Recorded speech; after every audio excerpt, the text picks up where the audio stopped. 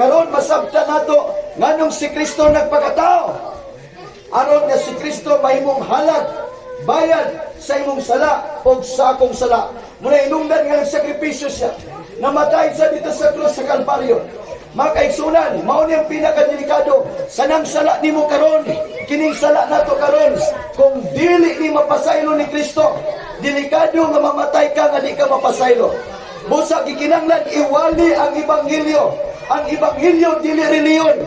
Ang ebanghelyo mao si Kristo nga nagpakatao siya, nagsakripisyo siya, namatay siya sa krus sa Kalbaryo, gilubong siya o sa ikatulong adlaw, nabanhaw siya o buhi siya sa walay katapusan o nagsaad siyang ubalik. Ang pangutana karon, nasayod na ba kanini? Nagapangandam na ba kasi mong kinabuhi? Kaya tinuod nga nangandam, maong taong na ginulsol. Ang tinuod nga nangandam, katong taong nangalagad sa Ginoo, katong taong nagbaton siyang pulong, muna'y taong nangandam. Makaigsunan, wala ko lang ipaabot kaninyo karon. Ang dakong gugma sa Ginoo nato.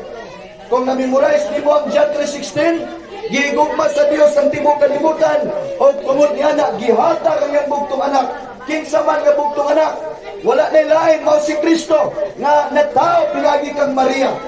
Si Kristo natao para nimo. Imo na bang giangkon si Jesus kay imong manunubos? Imo bang gi-welcome si Jesus sa imo kasing-kasing? Imo ba siyang giangkon? Gidawat ba nimo siya? Gituan ba nimo siya nga siya imong Ginoo manluluwas? Kay gihatag man siya. Unsay may buhaton nato?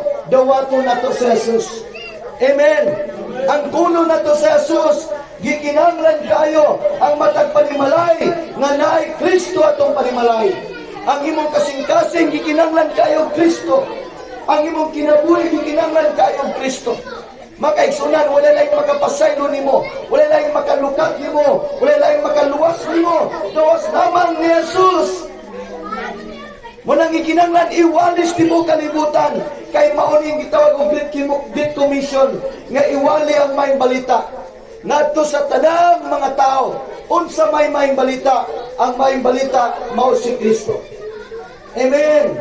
Si Kristo ang good news tungod kay kinsa bagoy matarong nga magpakamatay para nato nga makasasala. Amen. Apan si Kristo humana siya namatay 2000 katuig ng milabay. Wow, dalay ko ng Diyos, mga kaigsunan.